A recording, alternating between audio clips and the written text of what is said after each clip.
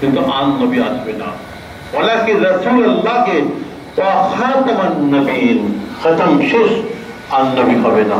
আমার রাসূল বলেছেন আনা খাতামুন নবিয়্যিনা লা নবিয়্যা বাদি, আমি শেষ নবী, আমার পরে নবী আসবে না। তো নবী আর আসবে না, যুগে যুগে কালে কালে আবার মানুষ গোমরাহিতে লিপ্ত হবে, নবী আসবে না।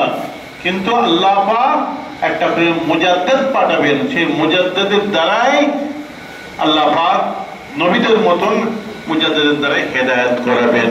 জিবরাইল মারফত এদের উপরে ওহী আসবে না, নবীর উপরে এসেছে, এদের উপরে ওহী আসবে না, কিন্তু হেদায়েতের কাজটা একই রকম হবে, এদের দ্বারা মানুষ হেদায়েত হবে। বলুন সুবহানাল্লাহ। এত মুজাদ্দিদের বিলায়াতের যে পাওয়ার, যে তার ক্ষমতা, আমি উদাহরণ দিচ্ছি। যেমন মনে করুন, একটা অন্ধকার জায়গায় যদি একটা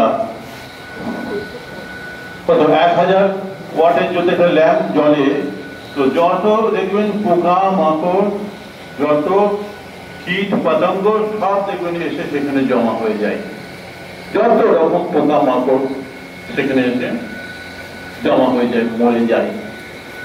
ঠিক মুজাদ্দিদ যারা, তাদের যে মুজাদ্দিদের বিলায়াতের যে পাওয়ার, যে নূর, সেই আলোর কাছে যত বাতিল, যত গোমরাহ, যত বেদাতি, যত পেশারা, যত নাহাক দল, গোমরাহ দল, সব এসে তার কাছে সারেন্ডার হয়ে যাবে। সুবহানাল্লাহ।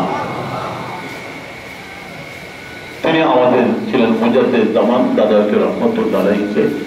তাই বাংলার জমিন থেকে শিরক বেদাতকে তিনি উৎখাত করেছিলেন।